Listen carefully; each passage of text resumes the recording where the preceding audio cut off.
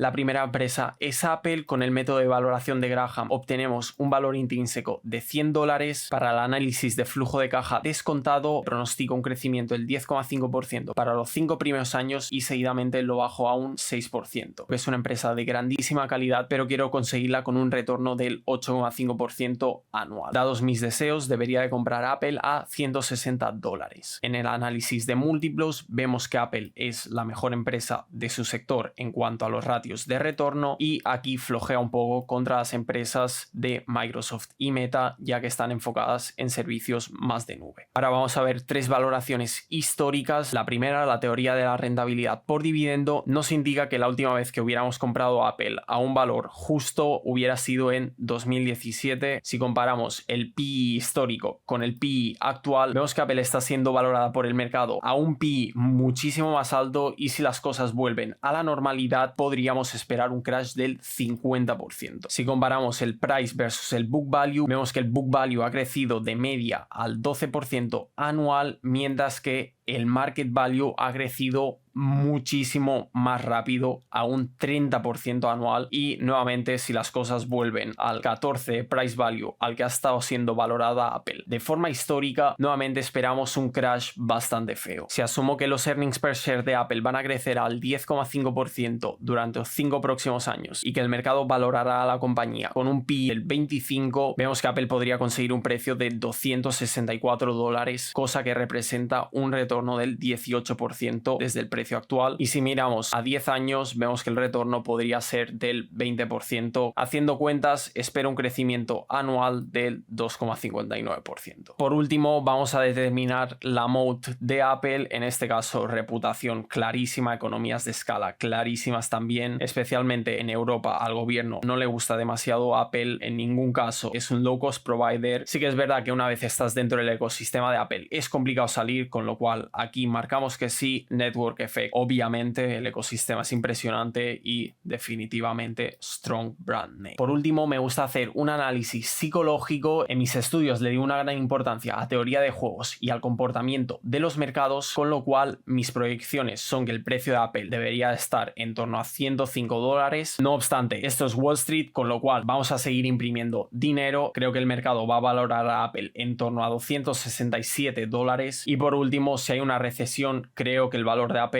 se puede venir hasta $84. Como valor final estimo $117, consecuentemente diría que Apple está un 90% sobrevalorado. Si queréis más análisis de empresas, dejádmelo en los comentarios. Si queréis ver cómo yo calculo mi valor intrínseco, os dejo este vídeo por aquí, y si queréis aprender a invertir en bolsa desde cero, os dejo este otro.